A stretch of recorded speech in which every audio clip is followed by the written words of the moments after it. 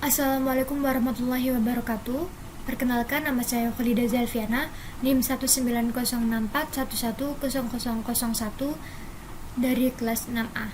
Di sini saya akan mempresentasikan seminar proposal skripsi saya yang berjudul Pengembangan Media Pembelajaran IPA berbasis game edukasi terhadap hasil belajar siswa SMP kelas 8 pada sistem peredaran darah. Sebelumnya saya berterima kasih kepada Ibu Aida Fikria SPD MPD selaku dosen pengampu mata kuliah seminar IPA. Bab 1 pendahuluan. Latar belakang. Yang pertama yaitu pembelajaran IPA. Pembelajaran IPA merupakan sekumpulan ilmu pengetahuan yang berkaitan dengan alam semesta berupa fakta, prinsip, teori, konsep, dan prosedur yang kemudian dikaitkan dengan kehidupan sehari-hari. Selanjutnya yaitu media pembelajaran.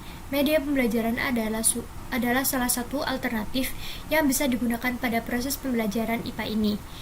Media pembelajaran merupakan suatu alat bantu dalam proses pembelajaran yang berperan guna menciptakan pembelajaran yang aktif dan efektif. Selanjutnya yaitu game edukasi.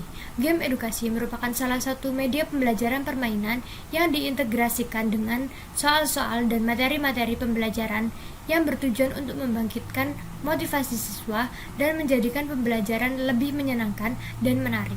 Dampak positif dari penggunaan game edukasi yaitu siswa dapat terhibur dan tumbuhnya sifat kerjasama dalam hal menyelesaikan permasalahan yang disuguhkan secara bersama dengan teman sebayanya. Selanjutnya yaitu hasil belajar siswa. Hasil belajar siswa merupakan perubahan tingkat kemampuan setelah atau sesudah melalui proses belajar. Tingkat kemampuan tersebut dapat dilihat dari beberapa ranah, yaitu kognitif, sikap, dan psikomotorik. Selanjutnya yaitu materi peredaran darah. Materi sistem peredaran darah merupakan salah satu materi yang diajarkan pada siswa SMP. Dari latar belakang berikut, diadakannya penelitian pada kali ini yang berjudul Pengembangan Media Pembelajaran Berbasis Game Edukasi terhadap hasil belajar siswa SMP kelas 8 pada sistem peredaran darah. Selanjutnya yaitu identifikasi masalah. Yang pertama yaitu materi IPA yang sering dikatakan susah dipahami. Yang kedua yaitu kurangnya pemanfaatan media pembelajaran berbasis game edukasi ini dalam proses pembelajaran daring. Yang ketiga yaitu banyaknya siswa yang memiliki hasil belajar yang kurang. Selanjutnya yaitu pada rumusan masalah. Yang pertama yaitu bagaimana kelayakan media pembelajaran berbasis game edukasi. Yang kedua yaitu bagaimana hasil belajar siswa terhadap media pembelajaran berbasis game edukasi pada materi sistem peredaran darah. Dan yang terakhir yaitu bagaimana respon siswa terhadap media pembelajaran berbasis game edukasi pada materi sistem peredaran darah. Selanjutnya yaitu tujuan penelitian. Tujuan penelitian pada penelitian kali ini yang pertama yaitu mengetahui kelayakan media pembelajaran berbasis game edukasi. Yang kedua mengetahui hasil belajar siswa terhadap media pembelajaran berbasis game edukasi. Dan yang ketiga yaitu mengetahui respon siswa terhadap media pembelajaran berbasis game edukasi. Selanjutnya yaitu manfaat penelitian. Yang pertama bagi peneliti, melakukan penelitian kali ini dapat menambah wawasan berpikir yang lebih luas dengan menjadikan bekal untuk pengetahuan. Yang kedua bagi guru, memberikan ide dalam menyajikan media pembelajaran yang inovatif dan dapat memberi solusi bagi guru yang memiliki masalah dalam pembelajaran dengan memilih media ini sebagai penunjang pembelajaran. Yang ketiga yaitu bagi siswa, mendapatkan media pembelajaran yang menarik dan dapat meningkatkan hasil belajar siswa. Dan yang terakhir bagi sekolah, yaitu hasil penelitian ini diharapkan mampu meningkatkan kualitas pendidikan di sekolah. Kemudian spesifikasi produk. Yang pertama yaitu media pembelajaran IPA berbasis game edukasi. Materi yang digunakan yaitu sistem peredaran darah dan model yang digunakan yaitu model ADDIE. Bab 2 kajian pustaka. Kajian pustaka yang pertama yaitu pembelajaran IPA. Pembelajaran IPA merupakan kumpulan ilmu pengetahuan yang berkaitan dengan fenomena yang terjadi pada alam secara sistematis. Rusyadi 2021. Yang kedua yaitu media pembelajaran. Media pembelajaran merupakan alat bantu yang digunakan sebagai memperagakan fakta, konsep, materi pembelajaran agar lebih nyata dan konkret. meningkatkan motivasi siswa, dan meningkatkan daya ingat siswa terhadap apa yang mereka lihat, raba, atau dengar. Firmadani 2020. Selanjutnya yaitu game edukasi. Hamira dan Smiranti 2022 mengatakan bahwa game edukasi adalah kegiatan dengan menggunakan atau tanpa alat untuk membantu proses pembelajaran yang dapat memberikan informasi dan memberikan kesenangan seperti permainan. Namun, di dalamnya mengandung unsur mendidik atau nilai-nilai pendidikan. Dan yang terakhir yaitu hasil belajar. Hasil belajar merupakan kemampuan yang dimiliki oleh siswa setelah atau sesudah melakukan pembelajaran yang menghasilkan perubahan perilaku. Nabila Tasya dan Abadi Agung Prasetyo 2021. Penelitian relevan yang digunakan pada penelitian kali ini yang pertama yaitu Hamira dan Hasmiranti 2022 dengan judul mengimplementasikan game edukasi dalam proses pembelajaran IPA.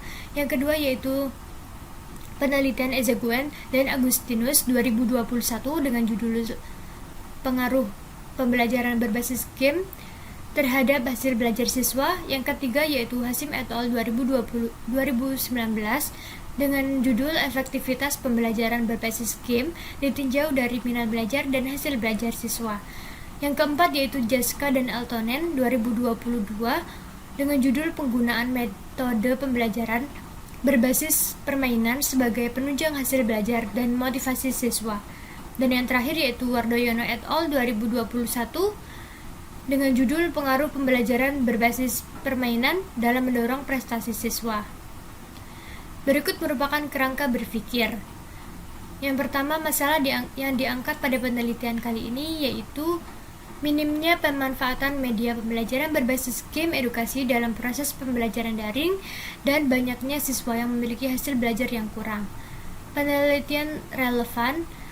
Penelitian Hamira dan Hasmiranti 2022 terkait mengimplementasikan game edukasi dalam proses pembelajaran IPA. Kedua, penelitian Ezeguen dan Agustinus 2021 tentang pengaruh pembelajaran berbasis game terhadap hasil belajar siswa.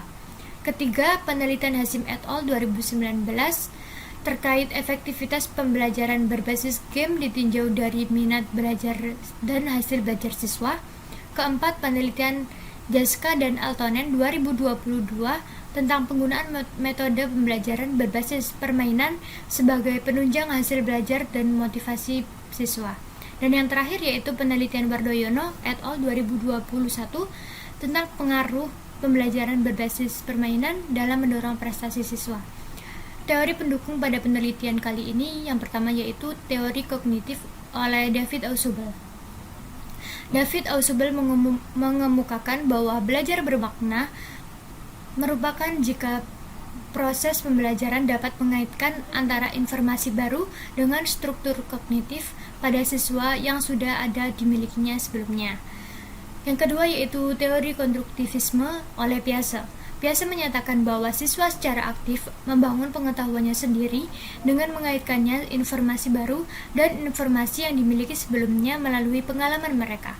Dan yang terakhir yaitu teori kognitif oleh Gagné. Menurut Gagné, pemrosesan informasi adalah siswa melakukan proses penerimaan informasi, kemudian diolah dan memperoleh hasil berbentuk hasil belajar.